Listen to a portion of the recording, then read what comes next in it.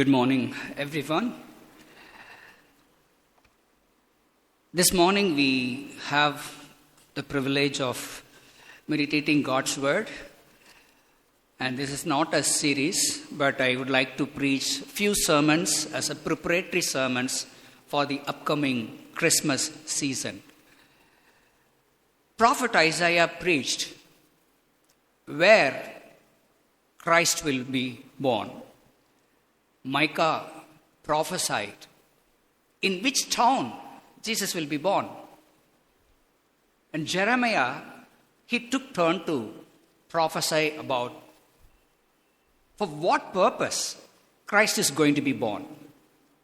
And the purpose is indeed here is to write his law into the hearts of God's people in such a way that it can penetrate into their lives, that they might live a life that would declare to the whole world that they belong to God and God of the Scripture belong to them as a covenant God. So this morning, as we have the privilege of meditating this beautiful passage, a passage that brings to God's people a message of comfort amidst a message of pain, judgment, upcoming slavery, a period of bondage in a foreign land for God's people. In spite of such message of doom, God did not fail his people to communicate a message of hope. For that reason, this morning, the title that we have for our meditation is New Covenant, New Hope. Under this title, New Covenant, New Hope, we want to pay attention to these 4 verses that we read, and especially verse 33, where we read, "But this is the covenant that I will make with the house of Israel. After those days, says the Lord, I will put my law in their minds and write it on their hearts, and I will be their God, and they shall be my people." Having this title, New Covenant and New Hope, in the first place we come to know the context of this very prophecy. What was the context? Well, we come to know here in verse 31, it begins with a phrase, "Behold, the days are coming." Interestingly, in this passage, about 5 times we come across about the same phrase. Verse 27 that begins with, "Behold, the days are coming." Verse 38, again, "Behold, the days are coming." 31, "Behold, the days are coming." In the first place, we come to know the context with regard to the time factor. And in the second place, we also come to know what about the matter, the content. The content here is that God is taking initiative to put his law in the minds of God's people. Write it upon the hearts of God's people so that they may not have a chance to break it as it happened in the past. So the content is indeed the covenant. And in the third place, we also come to know the comfort about whom this prophecy is all about. Is it the literal, physical Judah and Israelites that is talked about, or it's about the people of God, whom God would call from all the tongues and tribes? In the first place, we come to know it is about a specific group of people called Judah and Israel, and this not necessarily be exclusively Judah and Israel, rather it is the people of God, represented by Judah and Israel, those whom God has placed all around the world, all through the ages. So this morning, as we have the privilege of meditating this passage by way of preparing ourselves to welcome the upcoming Christmas season, we come to the prophetical passage of Prophet Isaiah. Chapter 30 and chapter 31 is part of the book of this prophecy, most part which is filled with lamentation. In fact, Lamentation is another book that comes after by the prophet Jeremiah, whom we call it weeping prophet. He is called, identified as weeping prophet because most part of the prophecy is about the upcoming condemnation, upcoming judgment, impending voyage or passage that the people of God will be taken away against their will to be in the land of Babylon for a period of 70 long years. Most part of the book are filled with the message of doom and destruction of their very cities. And so prophet Isaiah, being one amongst his own people, had to weep over the reality that is going to take place. But at the same time, we also come to know a message of comfort, a message of consolation. And that's where chapter 30 and chapter 31, like a stream in the desert, like a rose among the thorns, a message of hope to God's people that they don't need to lose their trust in God, because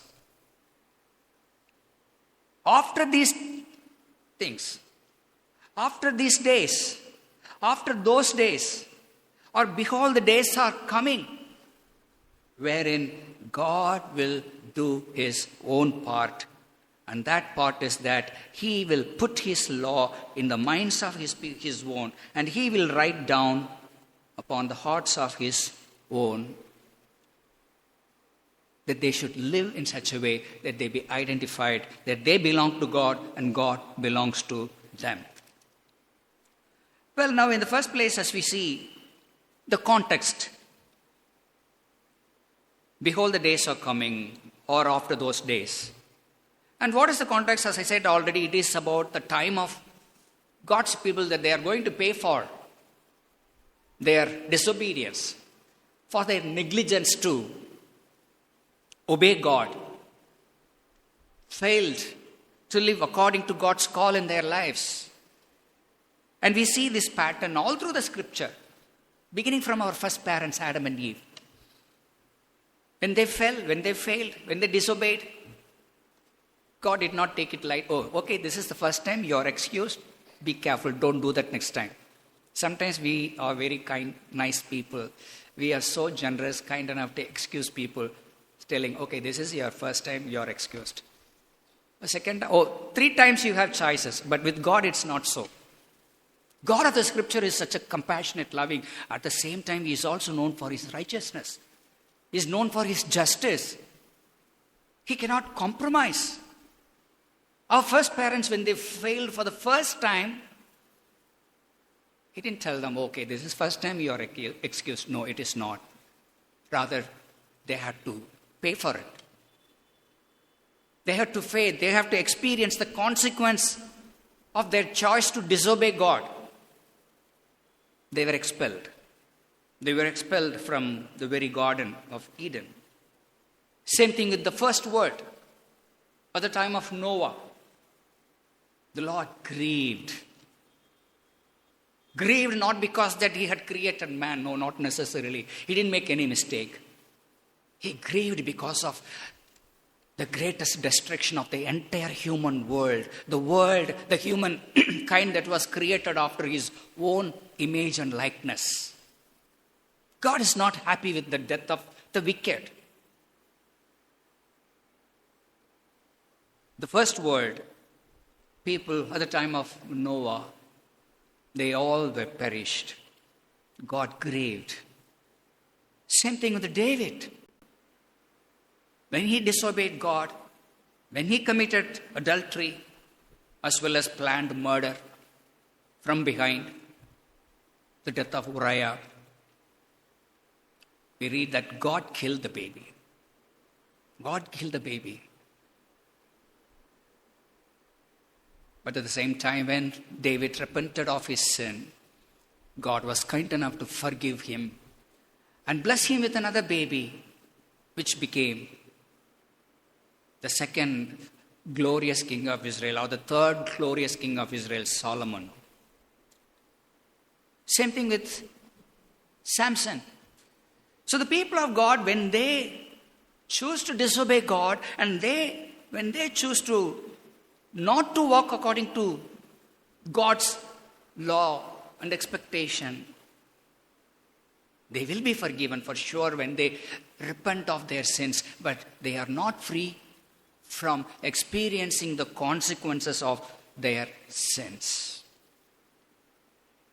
Prophet Jeremiah was prophesying all this upcoming judgment, and for that very reason, Jeremiah was asked even not to marry. Only that prophet was asked not to marry because of the upcoming judgment, and the life is going to take a very big shift. And so things are not going to be very prosperous or positive for a period of time. And so it's not it's not a right season for him to get married. Okay.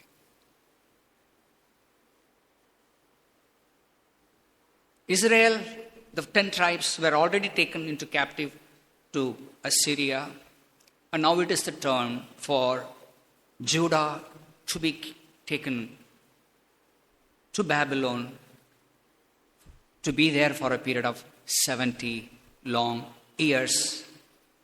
And we read from Daniel chapter 1, the first 2 verses. It was not the king Nebuchadnezzar was valiant enough to fight against the people of God and took captives. Rather, we read, it was God who handed them over to Nebuchadnezzar. That's what we read in Daniel chapter 1, verse 2.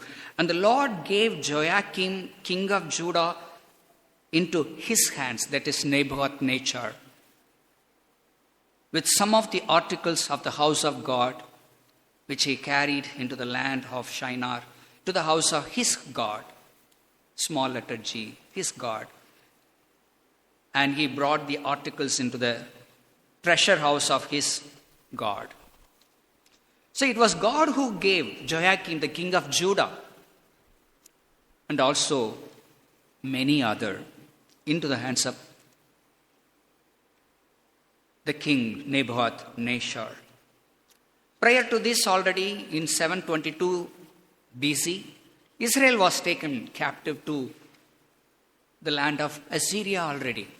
So in both instances, it was God who chose to discipline his people, chastise his own for their sin, a sin of breaking the law, breaking the covenant, not living up to the standards that God had set for them. While God is being righteous, justice, faithful enough to chastise his own, he also comes to his own with his own compassion, with his own love. And that's where we also come to know a season of end of the difficult time. A period that the people of God would find their own rest. A time of rest after those days.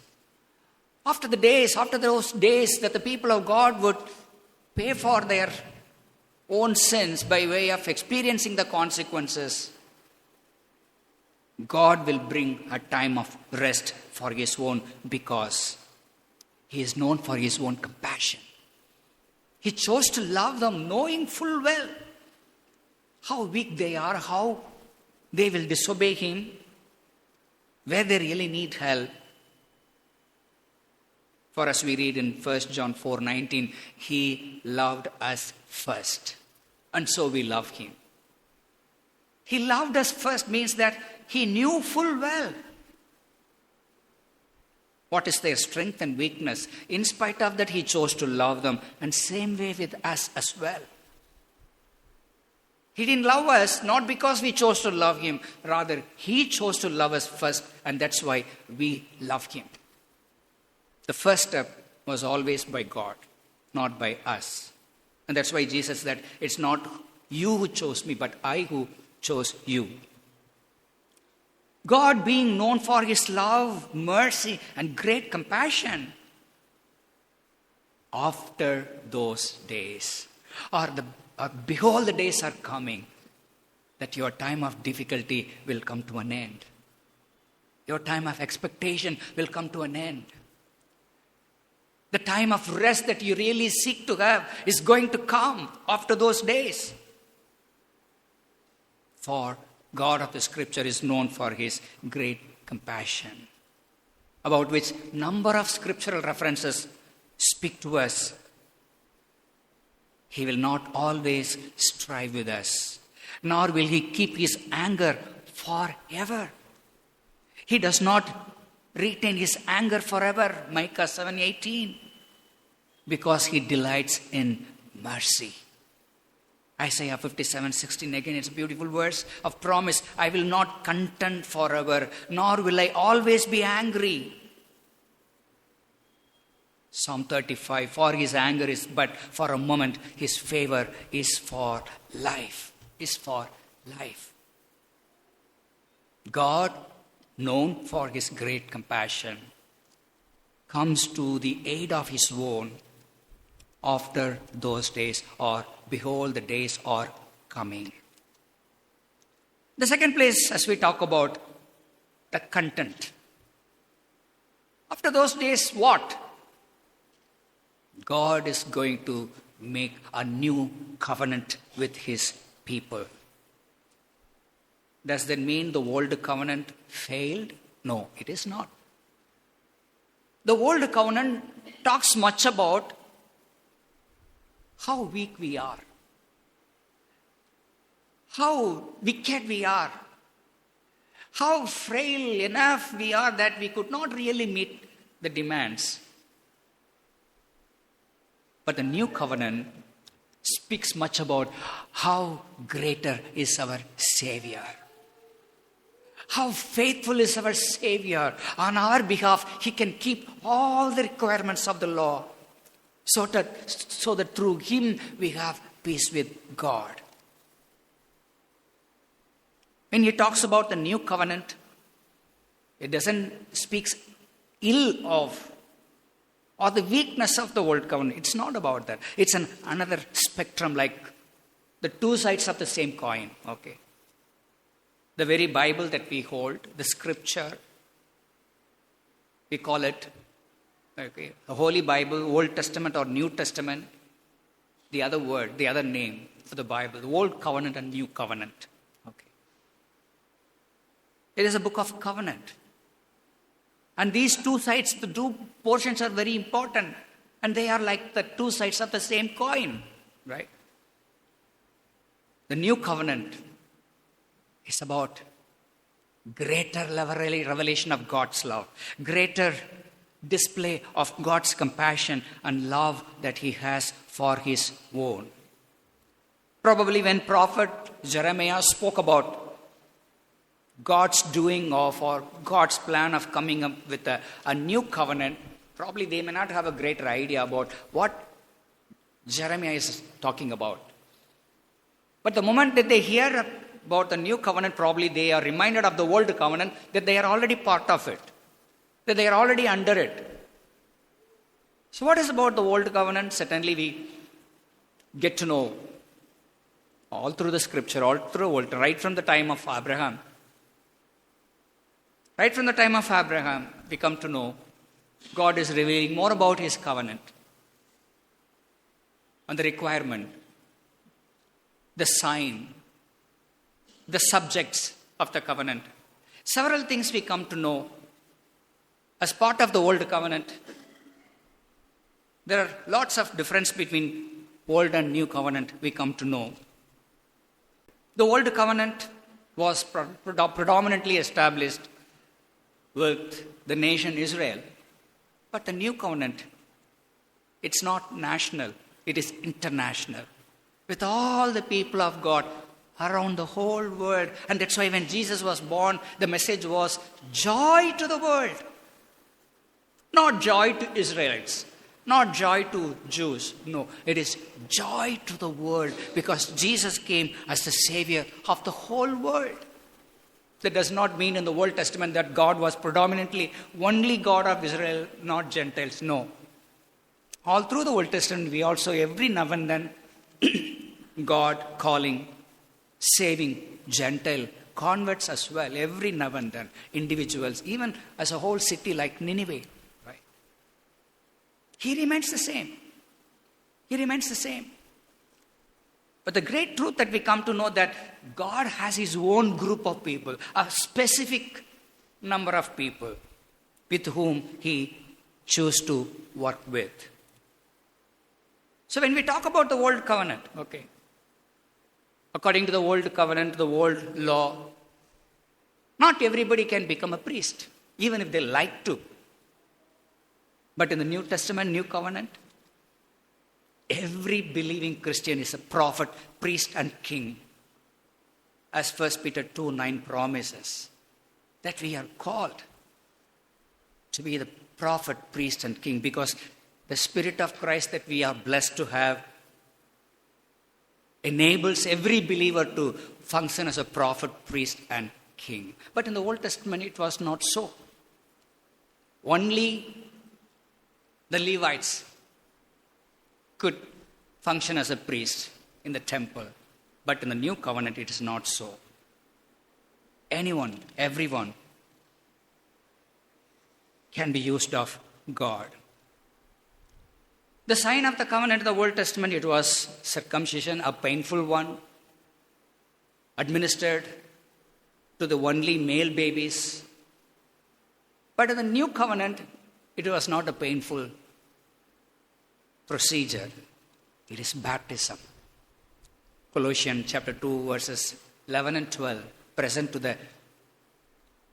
to us the transition from baptism, from circumcision to baptism. In the Old Testament, Old Covenant, only the male babies received the sign of the covenant.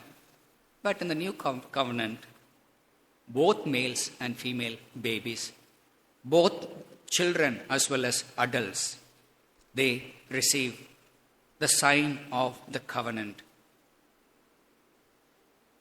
Under the Old Covenant, not all the people were allowed to come into the temple. They all have to stay away from the temple. They all have to stay away from the outer court, pretty much in distance. But thankfully, we belong to the new covenant and we are well received that we can all come into the church, into the holy place, that we can commune with God. And the divide between the people and the holy place is removed, that we can all can come to Him. All can come to Him because we are all the prophet, priest, and king under the new covenant. According to the old covenant, every time a child of God or a Jew or a Gentile or an Israelite come to God, must come bringing the sacrifice according to the ability, according to the strength of that person. A lamb or a goat, whatever. At least a pigeon. At least a pigeon. Nobody is permitted to come empty-handed. Always with a sacrifice, which has to be repeated every year, every year. But under the new covenant, Christ, the Lamb of God, crucified on the cross, shed all His blood once for all, and we don't need to bring sacrifice every time, because God Himself gave His only begotten Son to be crucified as our sacrifice, that we can come to God always through Christ. We don't need to bring sacrifice every time. So when the prophet Isaiah is talking about the new covenant that God is going to make, probably we do not know how much the people could grasp. Oh, we will be free from all these demands, all these restrictions, all these laws, that we are free. So here the message is that God is going to make his covenant. And that covenant also brings to us a message of hope, a message of comfort. And that is, in the first place, it is with Judah and Israel. And we know that the reason why these two names are here is because Israel represents the 10 tribes. And Judah represents the 2 tribes in the south. The 10 tribes in the north, called Israel, and the 2 tribes are the 2 tribes found in the south under the name Judah. Israel was sent captive to the land of Assyria about 722 BC. Long before Judah was taken captive to Babylon in 586 BC. But the message here is, though the 10 tribes were so wicked than the south, so wicked than the 2 tribes in the south, still God remains faithful to the 10 tribes as well. And so he is making this promise, a promise of a new covenant. And under the new covenant, that the people of God would be given the grace, a heart that was touched by Christ, a heart that is transformed by Christ, with his law written, with his law put in. We come to know God found faithful to all the 12 tribes. All the 12 tribes. Again, the 12 tribes. They are the representation of God's people whom we find around the world. So it is God who places his law in the hearts of his own, and it is God who writes it on their hearts, and on the basis he declares, I will be their God and they shall be my people. Recently I happened to hear a sermon based on this verse, and a pastor who was good in every sense, but he had difficulty saying that from the Baptist viewpoint, saying that, see, God is working with his own people in such a way that he gives them knowledge, he imparts his knowledge and understanding in their hearts. And in verse 34, we see that, for they all shall know me, from the least of them to the greatest of them. So certainly it talks about the requirement for anybody to become the body of the covenant family. That is the knowledge, the ability to believe, the ability to confess. That only makes a person eligible to be baptized. That was his standpoint. But I think the very language that prophet Jeremiah is using here, I will be their God and they shall be my people.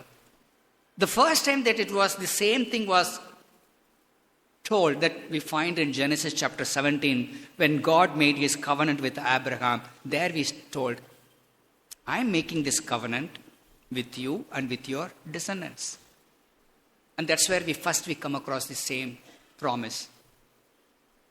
Abraham, I am making a covenant with you and with your descendants. And you make sure, as a sign of this covenant, on the 8th day,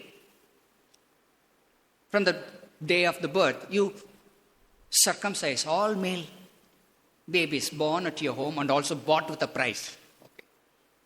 And certainly that is a reference that God is one, has his own, both from the believing Jewish families as well as the believing Gentiles families. Okay. So the language, very language, I will be their God and they shall be my people. It's about the believing parents as well as their children. Their children. And the same thing was preached again by Peter on the day of Pentecost. In his first preaching, Acts 2 verse 39, the promise is to you and to your children and to all who God will call from afar. Again, a referral to the believing Gentiles whom God will call from other places eventually through the preaching of the gospel. Okay. The promise unto you and to your children.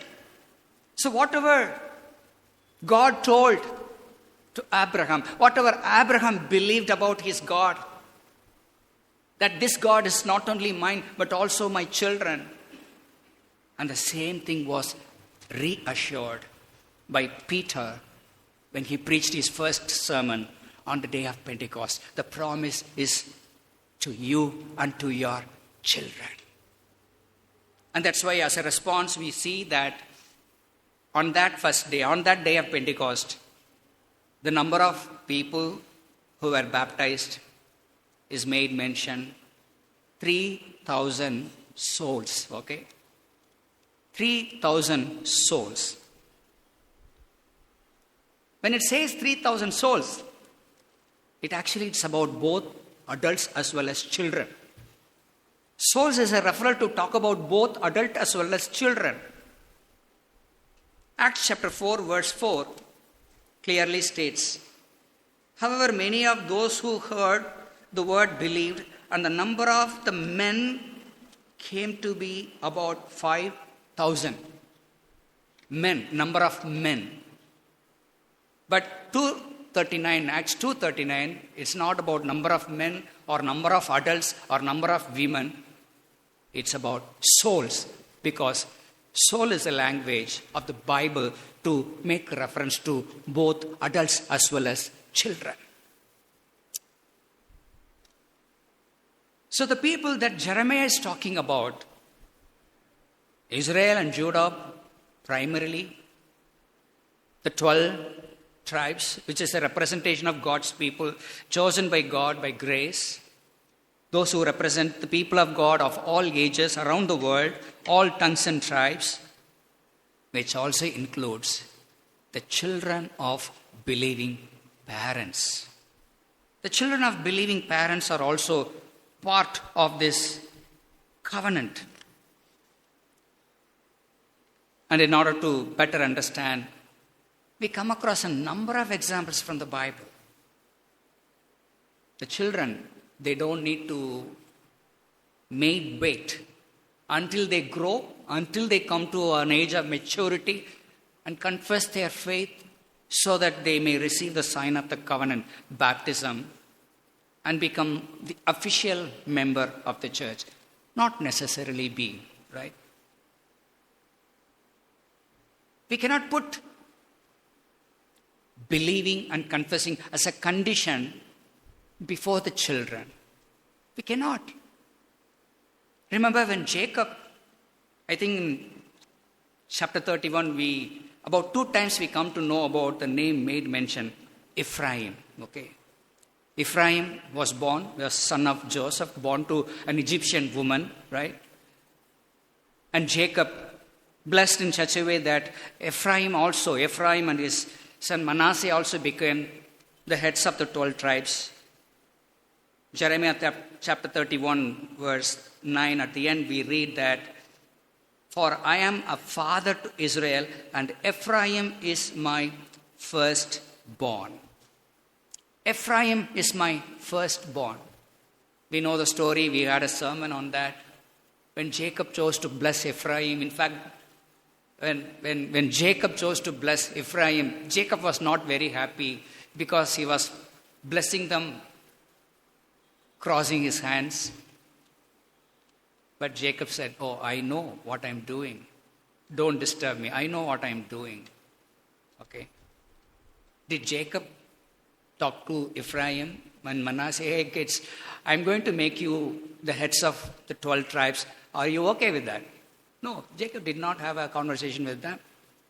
It was freely offered without any consultation with those boys. We do not know what was their age around that time. But no discussion was in place. No questions were asked. They were freely received into the covenant family, and the same way with our children. Same way with the children of the believers. They are freely received without any condition. 1 Corinthians chapter 7, verse 14. It's another beautiful verse. A message of comfort to the believing parents. Even at times in believing families, when there is only one believing parent, when either parent is a believer, what about their children? When both parents are not believers? Well, what is the promise? What is the comfort that we have here? 1 Corinthians chapter 7, verse 14.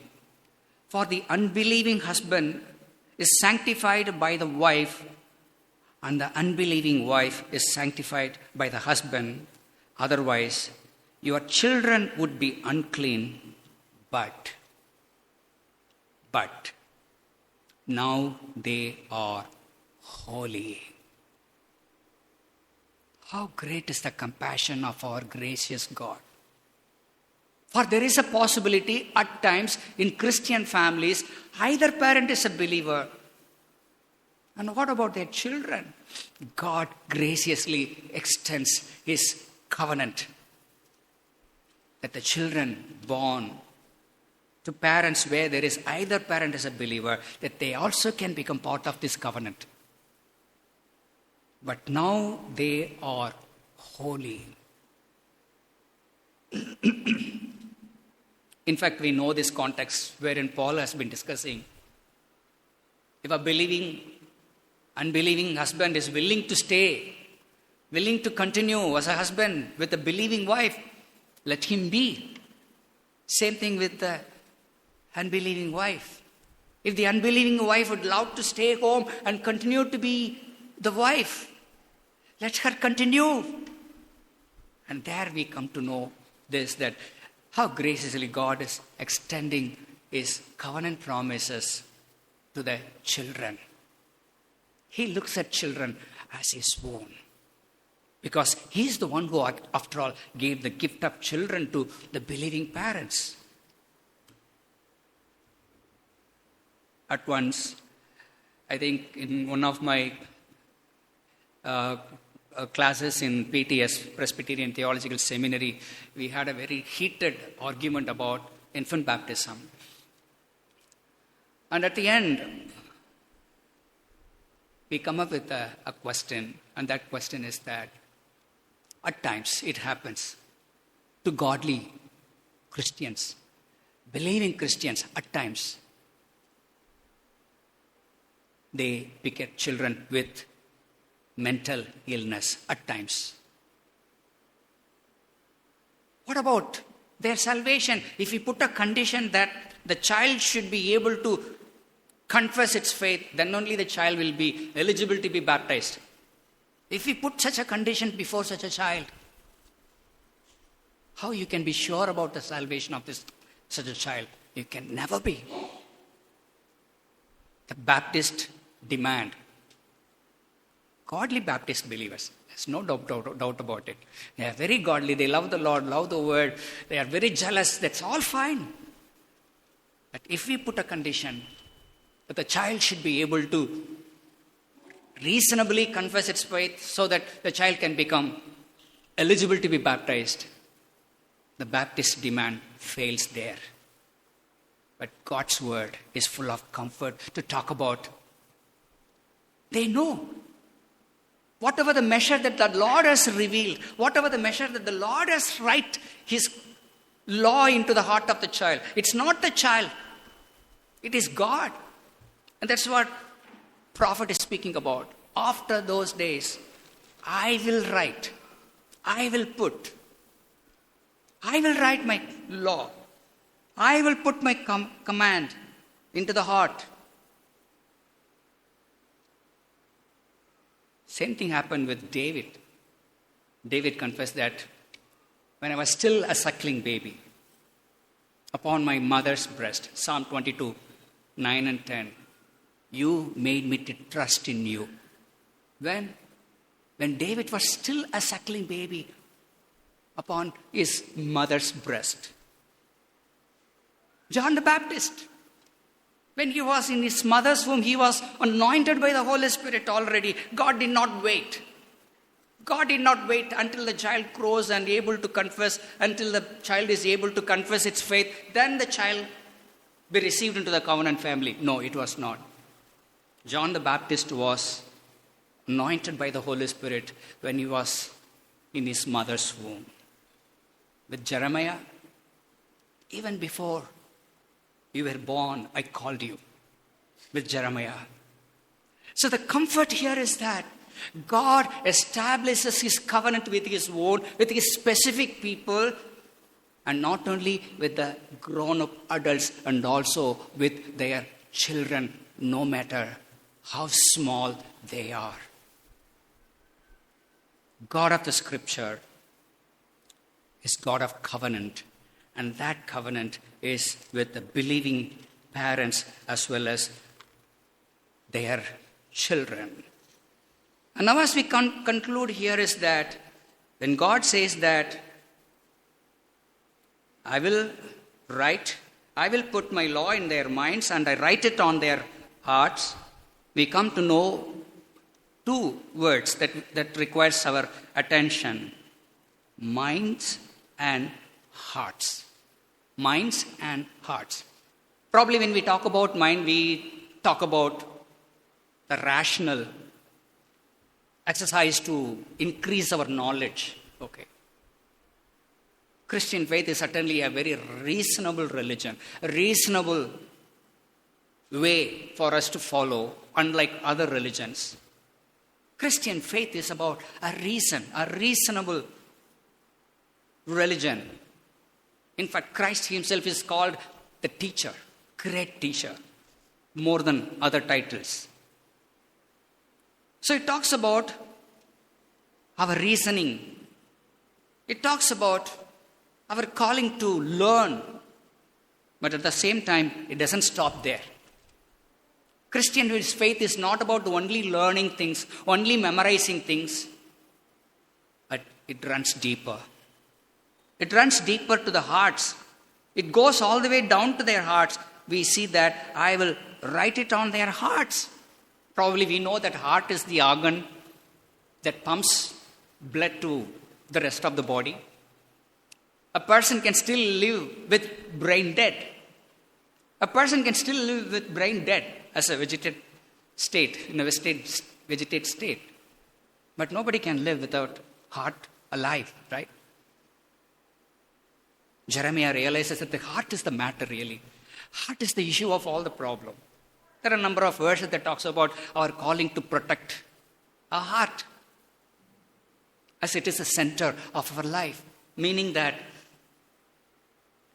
a Christian is not the one who has the knowledge about his faith, is not the one who knows about his Bible. More than that, he is the one who lives according to the Scripture. And his life must reflect what he knows. It's not about, in fact, there are a number of Christians, they know their Bible. They know their Bible, they know their basic truth. They know most of the scriptural factors, truth. Welcome. Very much needed, to be appreciated. Nothing wrong. But Christian faith is more than knowing the Bible, more than knowing their God, but it is to live. It is to live in such a way that the life might speak that the person is different. That this person is different from the rest of the world. He is a Christian. As we conclude here that as part of the covenant, we see that at the closure of verse 34,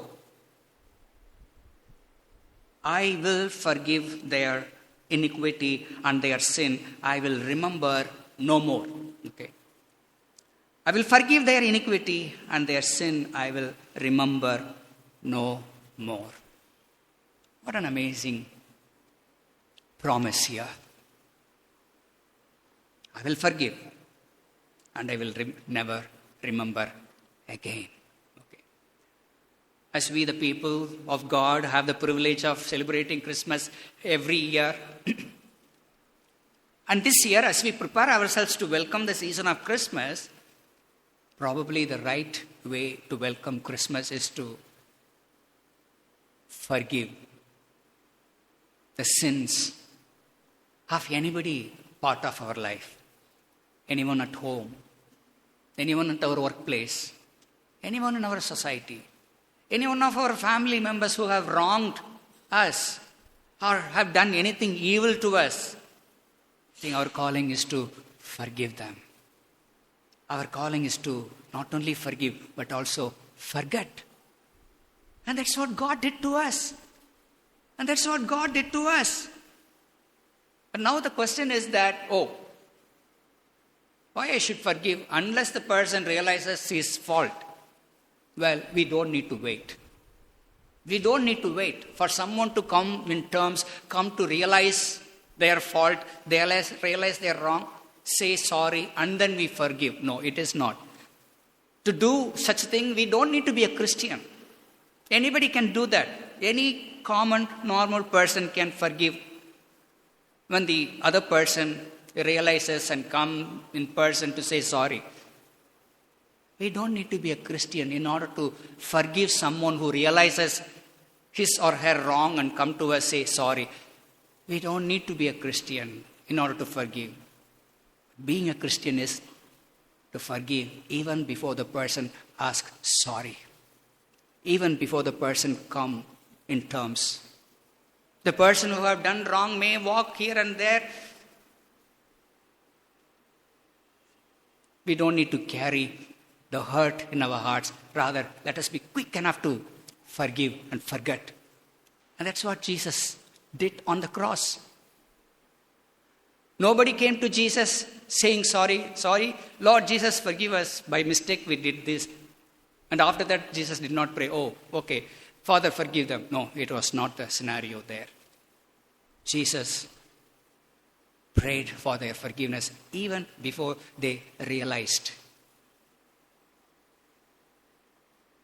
So the part of the covenant, the part of the comfort is, He is our Father, He is our God, and we are His. And the way how He did things to us, we are called to do the same thing to others.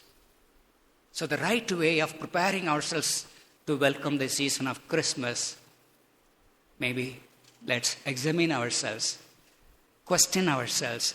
Is there someone still I need to forgive? Is there someone of whose wrong or error or an evil thing that I still need to forget? I have forgiven, but still it's coming up to my mind. No, is there something? The right way for us to prepare ourselves probably to present ourselves the way how our God has been to us.